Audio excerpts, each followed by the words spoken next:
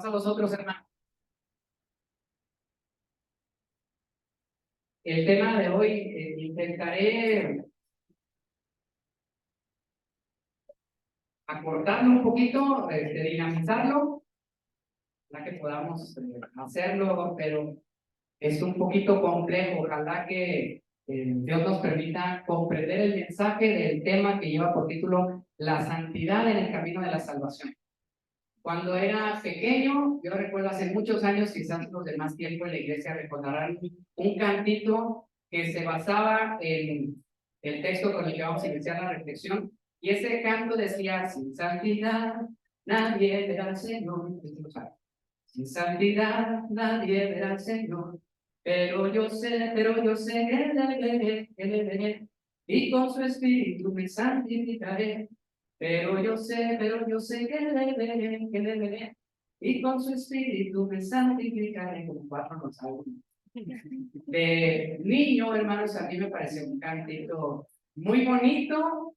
De adolescente me incomodó un poco, y de joven lo dejé de cantar. Porque cuando decía sin santidad nadie verá al Señor, a lo mejor yo un poquito más consciente, decía, mejor cantemos hoy. Pero es que no entendía correctamente. El Señor tuvo misericordia de mí, y en algún mensaje similar al que quiero yo compartir con ustedes, alguien me guió, Dios a través de ese predicador me guió a una comprensión más interesante, más adecuada, más liberadora del término santidad, y yo quisiera hacer esto con ustedes. Así que aquí les comparto que no es un canto, que es la palabra de Dios la que dice, ¿sí? Unos dificultades técnicas, ¿sabes? Hebreos 12:14 lo dice, no lo dice el canto, no lo dice una persona ahí que se inspiró y compuso una canción. Está basado en esta porción de la escritura que dice: buscar la paz con todos y la santidad, sin la cual. Por lo tanto, la santidad es un requisito indispensable, es una característica ineludible para aquel que quiere estar en el camino de la salvación. Vamos a entender de qué se trata, y para esto les voy a invitar a que recorramos una porción muy interesante que está en la primera epístola de Pablo a los Corintios, en el capítulo 1. Fíjense cómo inicia la disertación el apóstol diciendo: porque los judíos piden señales y los griegos buscan sabiduría, pero nosotros predicamos a Cristo crucificado, para los judíos ciertamente tropezadero, y para los gentiles locura. En base a dos cosas: ¿cómo era el camino de la salvación para los judíos? A través de las acciones y del cumplimiento de la ley. Viene un Jesús que dice que es por gracia, en el amor de Dios, y entonces ellos se tropezaron con ese mensaje. No puede ser tan sencillo, no puede ser de esa manera, porque se logra con la fuerza de las acciones y del cumplimiento estricto de la ley. Les fue un tropezar. Los griegos, ¿un solo Dios? Vean eso. Hay un Dios para cada cosa, y los dioses no son más que el reflejo de nuestra persona. Ni siquiera les interesamos a los dioses.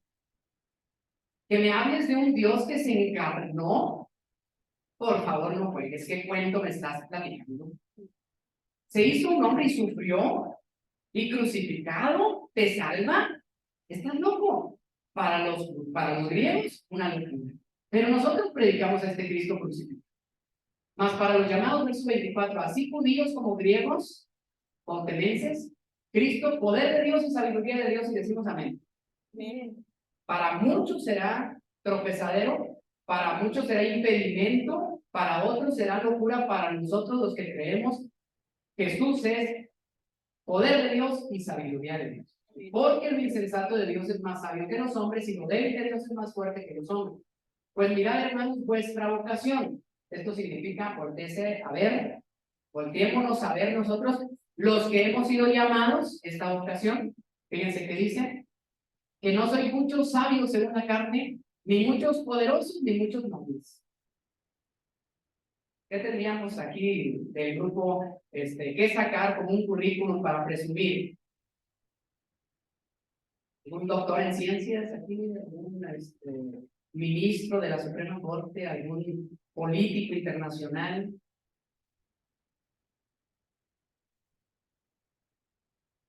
Sino que lo necio del mundo escogió Dios para avergonzar a los sabios, y lo débil del mundo escogió Dios para avergonzar a lo fuerte, y lo vil del mundo y lo menospreciado escogió Dios, y lo que no es para deshacer lo que es. Y aquí llegamos a la parte interesante de lo que queremos empezar a hablar. A fin de que nadie se jacte en su presencia. Este es el centro. ¿Por qué Dios nos escogió a nosotros? ¿Por qué no a otros? ¿Por qué no a otros más poderosos y más sabios y más capaces? ¿Por qué fuimos nosotros?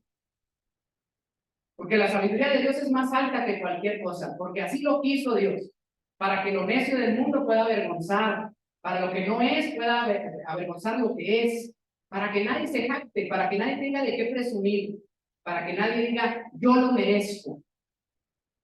Y con negritas, más por él, estáis vosotros en Cristo Jesús. Lo voy a decir otra vez. ¿Cuál es la razón que nosotros llegamos al mensaje de la cruz? Por nuestra sabiduría y nuestra capacidad, por nuestro entendimiento, por nuestra disciplina de estudiar la Escritura. No sé cuál sea su historia, pero la mayoría de nosotros ni siquiera teníamos a Dios en cuenta, y fue por su gracia que alguien vino y nos habló de la palabra. Mas por Él estamos nosotros en Cristo Jesús, el cual nos ha sido hecho por Dios. Fíjense, enumeren. Dios hizo el Cristo Jesús para nosotros que Él sea nuestra sabiduría, nuestra justificación, nuestra santificación, y será nuestra redención, para que, como está escrito otra vez, el que se gloríe, gloríese en el Señor. ¿De qué presume usted, hermano? No tenemos humanamente nada de que presumir. La base es, Dios lo quiso así para que nadie tenga de qué presumir. Así que nos regaló a Cristo. Gracia, no fue esfuerzo de nosotros. Nos otorgó la justificación. El perdón de los pecados no lo alcanzamos nosotros, lo alcanzó Jesús al morir por nosotros. Pero ahora lea la tercera palabra. ¿Por qué creemos que la santificación es un esfuerzo? ¿Por qué creemos que la santidad será entonces la lucha de nuestra voluntad? La misma gracia que nos trajo al conocimiento de Dios es la misma gracia que nos perdonó los pecados, y es la misma gracia la que nos otorga la santidad. Es Dios el que hace que Cristo sea para nosotros la santificación. Y finalmente, hermanos, la redención. A ver si hacemos un primer resumen. ¿Qué es entonces la santidad? Díganlo conmigo, ¿lo creen? Es un regalo de Dios. Segundo, no es un mérito para gloriarnos. ¿Quedó claro con el texto? Nadie puede decir, yo soy más santo que tú. Tú debes de esforzarte para que llegues a ser tan santo como yo. Yo ya tengo muchos años y conozco tanto que entonces estoy en otro nivel de santidad. La santidad es un proceso, regalo de Dios, no un mérito para Dios. Tercero, es un paso indispensable para la salvación. ¿Está de acuerdo? Si conocemos a Cristo, Él es nuestra sabiduría, Él es nuestra justificación y Él es nuestra santificación. Es el resultado de vivir en Cristo. Si yo entro en este proceso de conocer a Cristo, pido perdón de mis pecados, empiezo a vivir junto a Cristo, y eso es la santidad. Es lo que el Señor me regala para ir transformándome a la imagen de Jesús. Y lo va a hacer Él en mi vida y no mi propia fuerza de voluntad. Una más, es la obra de Dios en nosotros. Fíjalo, ¿conmigo? ¿Es? La obra de Dios en nosotros. O la de nosotros. Entonces, si decimos sin santidad nadie verá al Señor, bendito sea que es Él el que obra en nosotros. Repasemos entonces. Es un proceso desde la justificación hasta la glorificación. Santidad. Los siguientes, por favor. Primer paso, ¿lo recuerdan? Hace 2 meses y medio. ¿Cuál es el primer paso en el camino de la salvación? En la serie que estamos analizando. La fe entra por el oído. Conocer es el primer paso. Es indispensable que alguien nos haya hablado de Jesús. Bendito sean los pies de aquel que nos anunció el mensaje del Evangelio. Sabiduría. Y luego, reconocimos nuestro error a través de Cristo. Nosotros nos damos cuenta qué tanto nos falta para estar delante de la presencia de Dios. Nos avergüenza nuestro camino pasado y entonces decimos, Requiero un proceso de salvación. ¿Quién perdonará mis pecados? Miserable hombre de mí, ¿quién podrá ayudarme?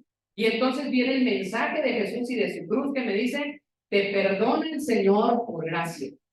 Aceptamos a Jesús, nos bautizamos y somos una nueva criatura, la justificación.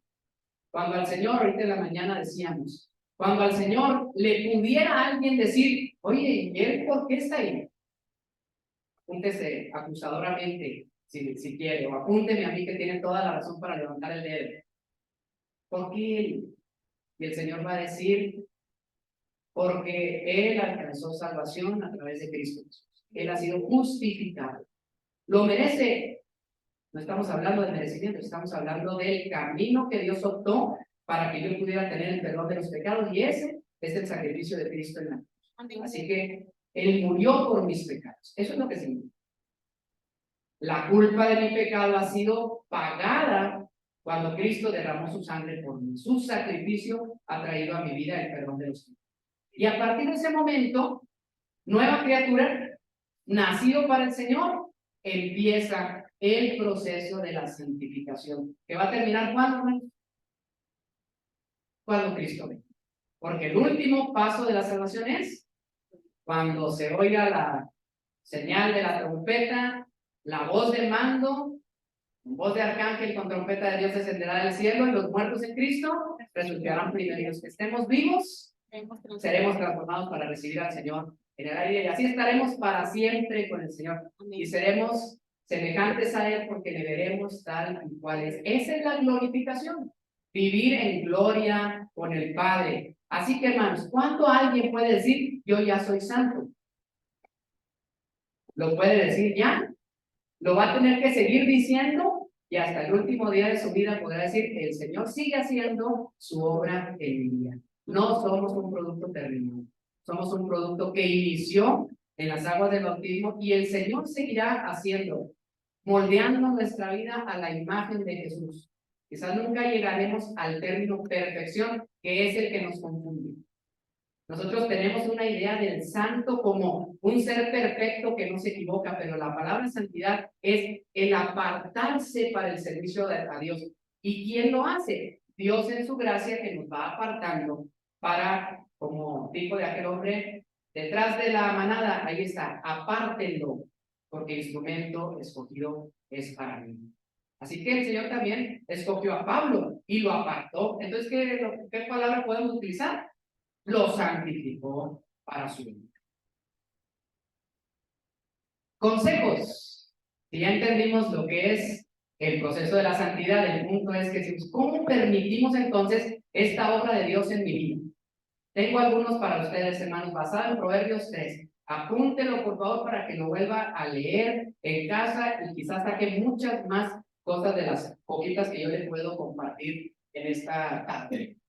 Hijo mío, no te olvides de mi ley, y tu corazón guarde mis mandamientos, porque largura de días y años de vida y paz te aumentarán. Nunca se aparten de ti la misericordia y la verdad, átalas a tu cuello, escríbelas en la tabla de tu corazón, y hallarás gracia y buena opinión ante los ojos de Dios y de los hombres. Fíate de Jehová de todo tu corazón, y no te apoyes en tu propia prudencia. Reconócelo en todos tus caminos, y él enderezará tus veredas. No seas sabio en tu propia opinión. Teme a Jehová y apártate del mal, porque medicina será para tu cuerpo y refrigerio para tus huesos. Honra a Jehová con tus bienes y con las primicias de todos tus frutos, y serán llenos tus graneros con abundancia, y tus lagares rebosarán de mosto. No menosprecies, hijo mío, el castigo de Jehová, ni te fatigues de su corrección, porque Jehová al que ama castiga, como el padre al hijo a quien quiere. Veamos paso por paso. El día de mañana, hermanos, la noticia, quienes no lo saben, estamos muy contentos porque están esperando que diga 2, pero voy a decir 4 de nuestros hermanitos han decidido bajar a las aguas del bautismo. Les vamos a abrazar el día de mañana. Y si pudiéramos regalarles algo, sería esta palabra. Y con todo cariño, escuchen los consejos que el Señor tiene para ustedes y para todos nosotros, porque estamos en el camino de la salvación. Primer consejo. Son los primeros dos versos. Hijo mío, ¿qué? No te olvides de mí. Tu corazón guarde mis mandamientos, porque largura de días y años de vida y paz te aumentan. A la tarde un poquito dormilón, así que si tienen una Biblia a mano, le voy a pedir que me ayuden. Este consejo, ubiqué cada uno de ellos con un texto en el Antiguo Testamento, otro en la vida y labios del propio Jesús, y otro en el Nuevo Testamento para que vean que es una verdad. En lo que lo está buscando, alguien me va a ayudar a leer Josué 1:8, alguien más Juan 14:15 y otro más Apocalipsis 14:2. Les voy a decir, hay quienes en una mala comprensión del Evangelio nos dicen que aceptando a Cristo y bautizándonos, entonces ya la salvación es una realidad. Esto es una realidad.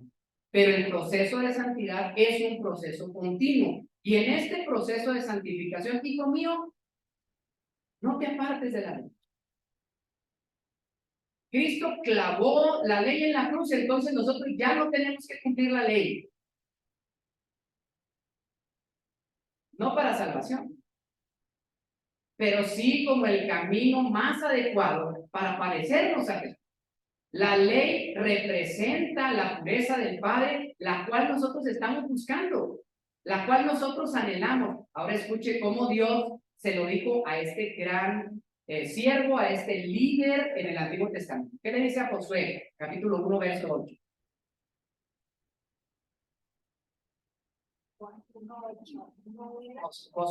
Josué 1:8. El libro de esta ley no se apartará de ti. Nunca se apartará de tu boca este libro de la ley.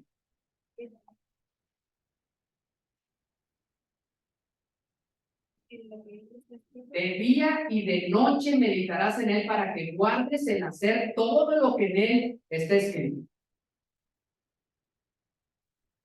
Y todo te saldrá bien. ¿Promesa de Dios? Lean otra vez el proverbio.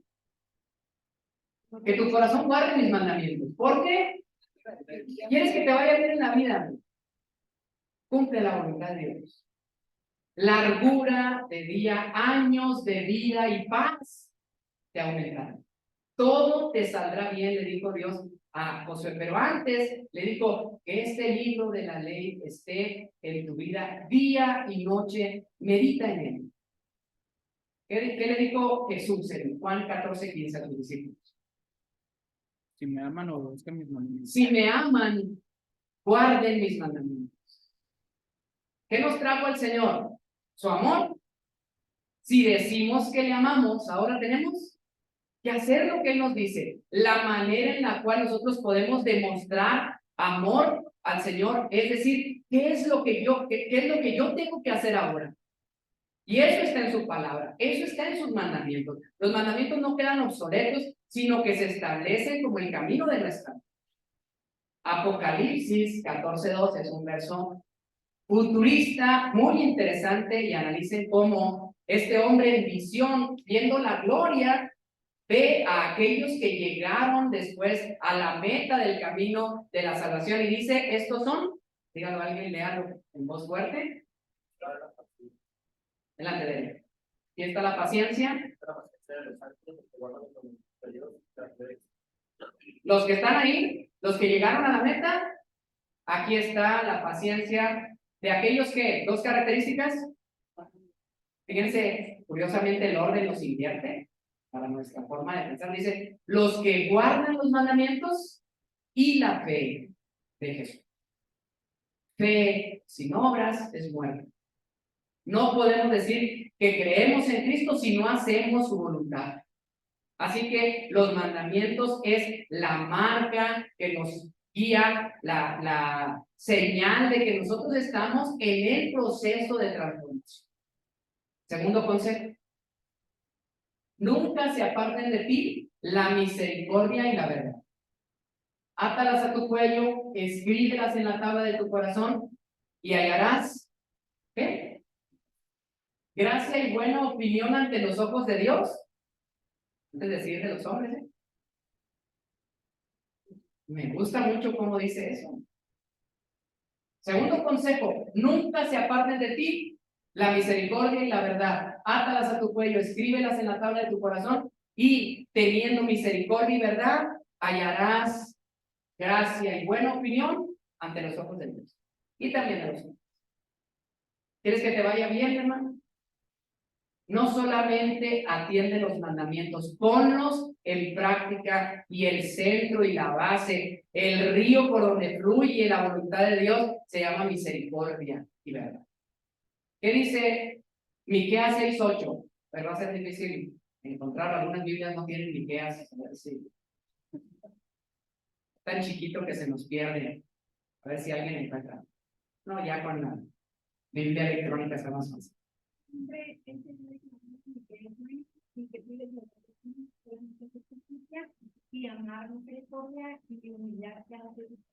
Antiguo Testamento. Él te ha declarado lo que es bueno y lo que pide Dios de ti, lo que demanda Dios de ti, que es hacer justicia y amar misericordia. Compórtate dignamente, sé veraz, sé prudente, sé buena persona y trata bien a los demás. Sencillo consejo, sencillo consejo. A veces nos olvidamos de él, pero queremos hallar gracia y buena opinión ante los ojos de Dios. Déjenme hacer los cambios. Les voy a decir, usted va a caminar un camino difícil, porque es el camino humano. Pero cuando usted se porte bien, cuando haya algo que usted tenga que echar mano de su voluntad, de su misericordia por los demás, y usted haga el bien a otro, entonces habrá una sonrisa en su padre. Y va a decir, él es mi hijo. Como lo hizo con Jesús. Él es mi hijo amado. Y entonces el Señor buscará que le vaya bien en su vida, porque usted sabe amar justicia, amar misericordia, obrar con verdad. Juan 13:34 y 35. Jesús se los dice directamente a sus discípulos. Un mandamiento nuevo les doy, que se amen unos a otros, así como yo los he amado. Ámense también ustedes unos a otros. En esto conocerán todos que ustedes son mis discípulos.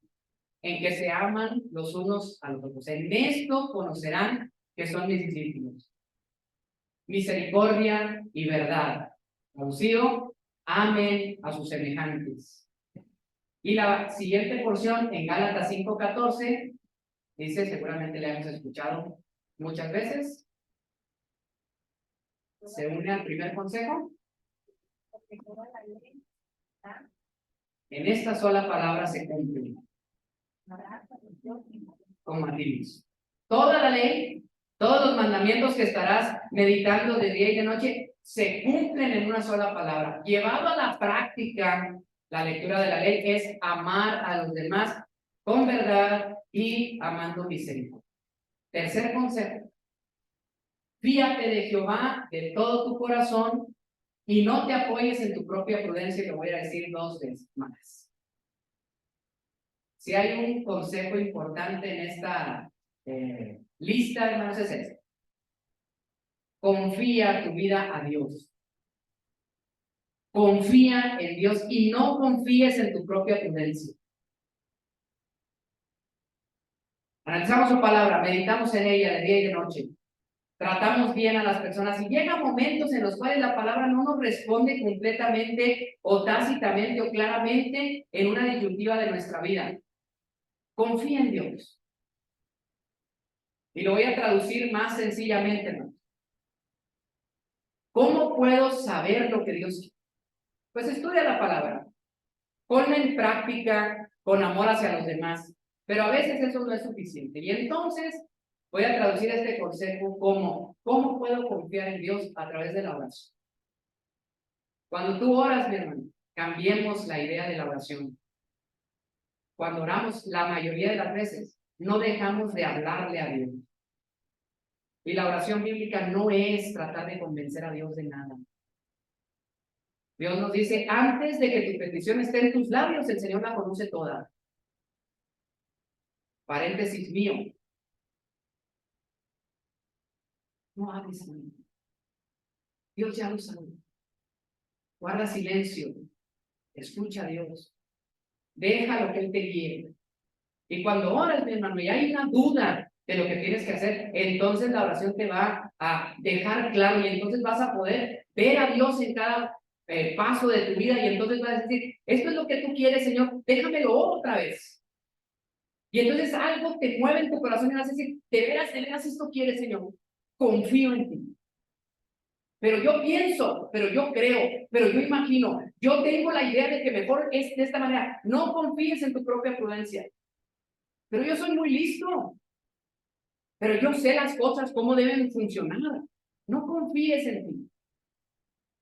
Engañoso es el corazón más que todas las cosas. Confía en Jehová. Salmo 37:4, pero antes voy a leer los versos 6 en adelante, a ver si checa el consejo que hemos dado. Reconócelo en todos tus caminos y Él enderezará tus veredas. Vean a Dios en cada paso y lo único que es a través de la meditación y a través de la oración. Él enderezará tus caminos. No seas sabio en tu propio opinión. No, ¿qué tanto es esto? Poquito. No me va a pasar nada. La Biblia dice, pero yo creo que no está bien interpretada. Yo interpreto esto. No seas sabio en tu propio opinión. Teme a Dios, apártate del mal, porque será medicina para tu cuerpo y refrigerio para tu vida. Nos va a ir mejor si confiamos en Él. Salmo 37:4, ¿alguien puede leer? Deleítate a sí mismo en Jehová, y Él te concederá las peticiones de tu corazón. Encomienda al Señor tu camino y confía en Él y Él hará. Verso 5. Ahí agréguele por favor a la. Deleítate a sí mismo en Jehová y Él te concederá las peticiones de tu corazón. Y el verso 5 dice, confía solo en Él y Él hará. Juan 16:33.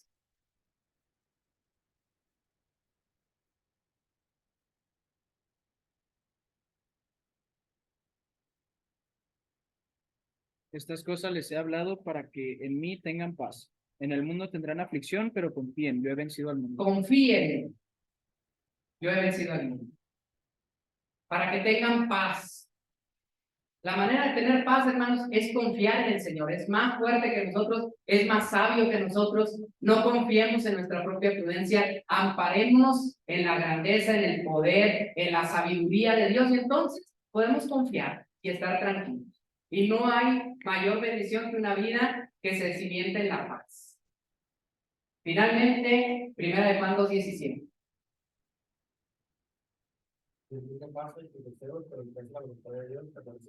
Y el que hace la voluntad de Dios.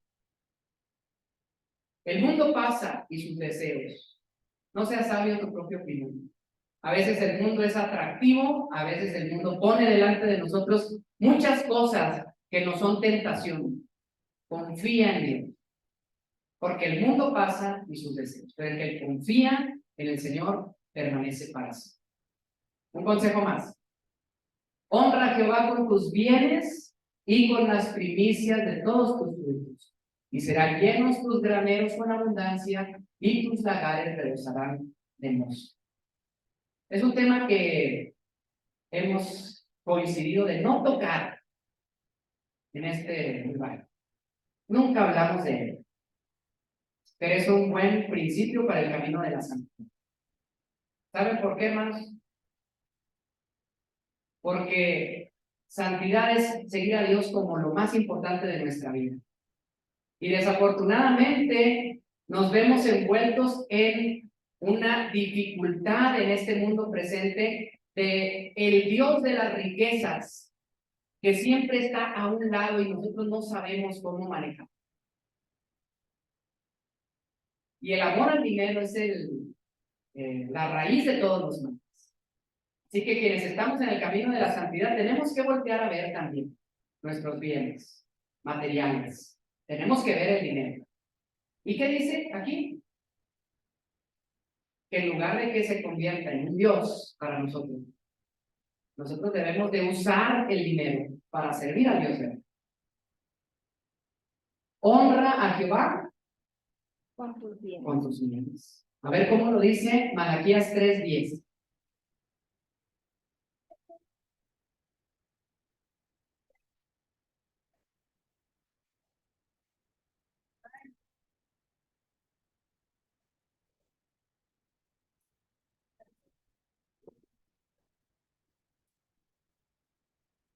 Traigan los diezmos al alfolí. No menciona más. Pero dice, para que haya alimento en mi casa. Y probadme ahora en esto, dice Jehová. Y verán que abriré las ventanas de los cielos y derramaré bendición hasta que sobreabunde. Testimonio claro, evidente para todos aquellos que han sido fieles en esta parte de su vida. Pero algunos dirán, eso es del Antiguo Testamento. Vamos a ver cómo dice Marcos 12, 41 al 44. Rápidamente, una sencillita historia en la vida de Jesús. Que Jesús estaba una vez sentado frente a los pobres de las ofrendas, mirando cómo la gente estaba en dinero. Muchos ricos estaban en mucho dinero. En esto llegó una viuda pobre y estuvo en uno de los pobres, de pobres, poco valor.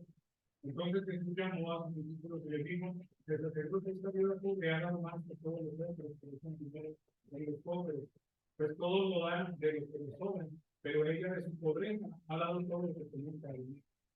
Recordamos la historia, ¿verdad?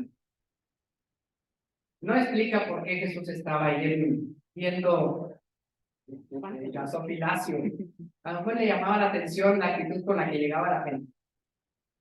Y muchos llegaron y entregaron monedas. Pero llegó una viuda pobre y dejó caer 2 pequeñas monedas. ¿Cuáles son las 2 monedas más pequeñas que usted conoce?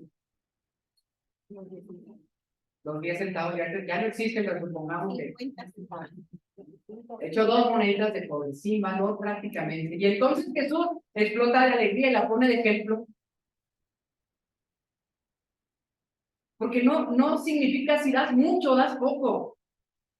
No es lo que damos, hermanos. Dios no necesita nuestro dinero, lo voy a decir otra vez. Dios no necesita lo que nosotros le damos. ¿Sabe quién necesita?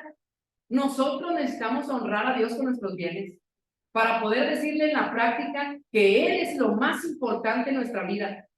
Amén. Nosotros somos los que tenemos que desprendernos de este Dios, del mundo que nos atosiga, que nos aplasta, que nos envuelve. Nosotros tenemos que desprendernos y honrar a Dios con nuestros bienes.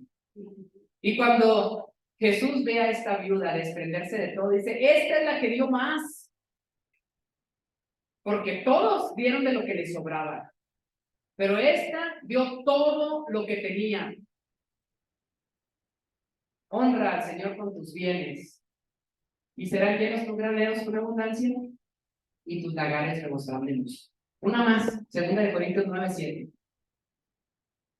Cada uno de con tristeza en su corazón, no con tristeza ni con emoción, porque Dios ama al dador alegre. Entonces, hermanos, a ver, escuchará usted muchas interpretaciones. El diezmar del Antiguo Testamento es correcto. Ahora no nos piden el 10%, ahora nos dicen todo. Eso dijo Jesús. Pero no es todo por sí mismo.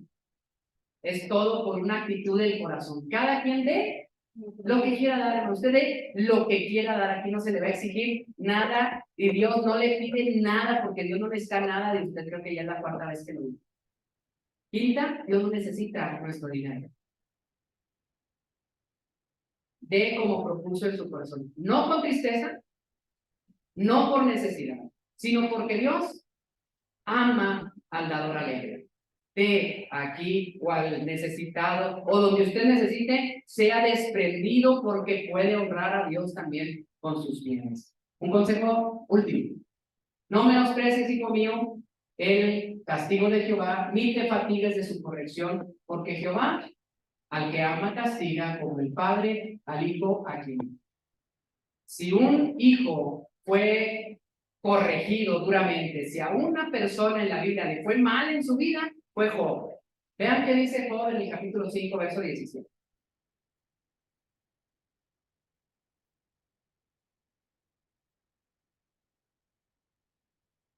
Dichoso aquel a quien Dios corrige Dichoso aquel a quien Dios corrige.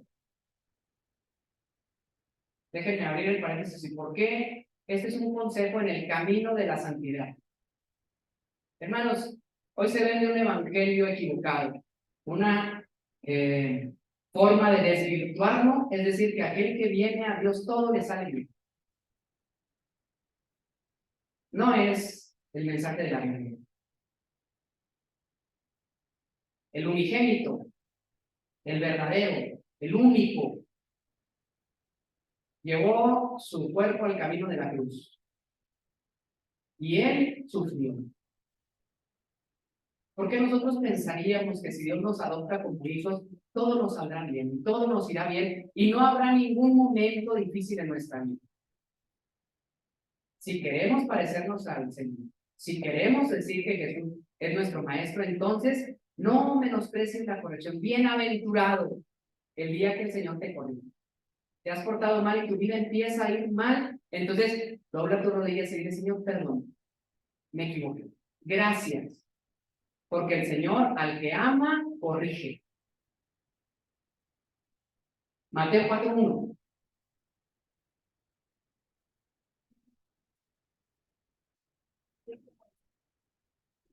Bien. ¿No lo oyeron? Entonces Jesús fue llevado por el Espíritu al desierto para ser tentado por el diablo.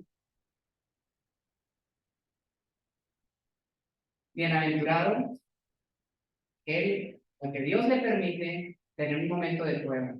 Y entonces cuando abrió el cielo, y lo he dicho en otras ocasiones, y dijo: este es mi hijo amado en quien tengo complacencia, cuando se estaba bautizando, mensaje especial para mis 4 hermanos, inmediatamente el Espíritu lo tomó y lo llevó al desierto para ser tentado por Satanás. Durante 40 días no probó alimento, y entonces Satanás, débil, Jesús llegó y le dijo: haz que estas piedras se conviertan en... Porque a través de este proceso de humillación, el Señor fortalece nuestra alma. Así que no te fatigues de su corrección. No te canses de que el Señor siga fortaleciendo tu vida. Es un entrenamiento continuo este camino de la santidad. Es un levantarse todos los días y esforzarse para ser más como Jesús. Y si Dios permitió que Jesús tuviera estas fatigas, estos dolores y estas tentaciones, ¿por qué nosotros no estaremos anhelando el mismo camino? Y finalmente, todavía más duro, Hechos 14:22.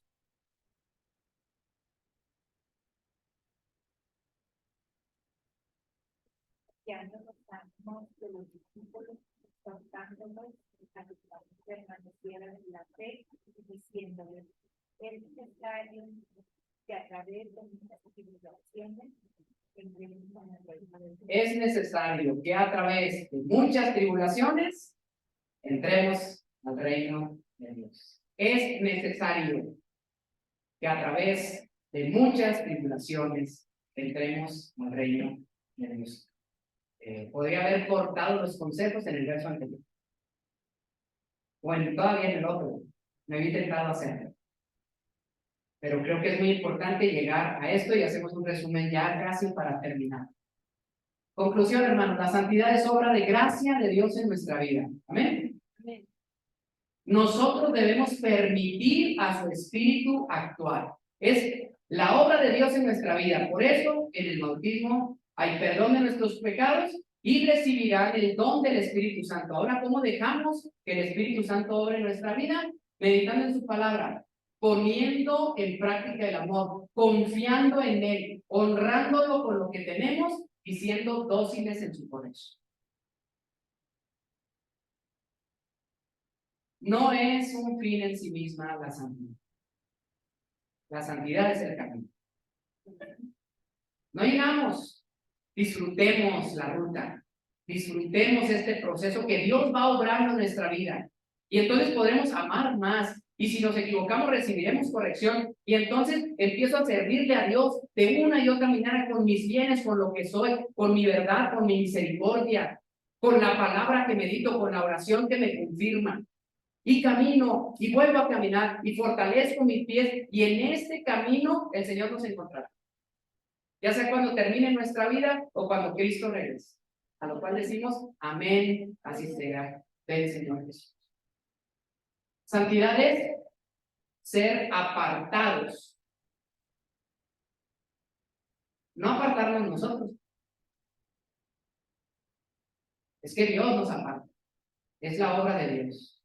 Es cuando Dios nos aparta para su servicio. Ahora déjenme, les dejo una imagen y una reflexión final. Los vasos de barro son una ilustración que la Biblia utiliza en muchas ocasiones. En el Antiguo Testamento, dice: el alfarero está construyendo y si el vaso se quiebra, no es culpa del alfarero. Usted es el vaso de barro, nosotros somos el vaso de barro. Y a veces no aguantamos el moldaje, la obra de alfarería que Dios está haciendo con nosotros y nos quebramos. ¿Sabe qué hace el alfarero? No desecha el barro. Lo vuelve a tomar y lo vuelve a amasar y vuelve a poner agua y vuelve a hacer la obra hasta que encuentra el vaso que Él quiere que usted sea. ¿Se va a equivocar? Nos vamos a equivocar. ¿Nos vamos a fracturar? Probablemente sí. ¿Nos va a dejar ahí el Señor? Nunca. Amén. Nunca, porque en su gracia nos reconstruirá para su servicio. Amén. En el Nuevo Testamento dice: cuidemos de ser vasos de honra y no vasos de vileza o de vergüenza. Y esto significa una ilustración muy bonita, porque dice: hay quienes ricos tienen vasos de oro y vasos de plata. Y esperaría a alguien que pudiéramos nosotros ser los vasos de oro, de plata, ¿no? Para servir al Señor, estar en el templo. Dice: y otros son vasos de barro. Pero los vasos de honra son aquellos que, siendo familia rica o siendo familia pobre, se ponían a la puerta de la casa por fuera. Era una costumbre de los judíos. Todas las mañanas decían: este será hoy el vaso que yo pondré afuera de mi casa, con agua limpia y fresca, para que bendiga al que vaya a llegar a mi casa. El caminante nunca va a dejar de tener un vaso de agua fresca para su camino aquí en la puerta de mi casa. Usted, mi hermano, es ese vaso de honra que el Señor eligió. El caminante pasará por ahí. ¿Cree que el caminante preguntará alguna vez de qué material es ese vaso? O lo curioseará y dirá: está mal moldeado. No tiene las líneas perfectas. ¿O qué andará buscando el caminante? El que llega a casa. Y el que crea en mí, como dice la Escritura, de su interior brotarán ríos de agua. Y lo importante es este tesoro que el Señor ha depositado en nuestra vida. Nosotros, que somos solamente vasos de barro, que estaremos siendo moldeados por el Señor todos los días de nuestra vida, y en este camino de la santidad, digamos al Señor: apártanos hoy para servir a los demás. Dios les bendiga. Amén.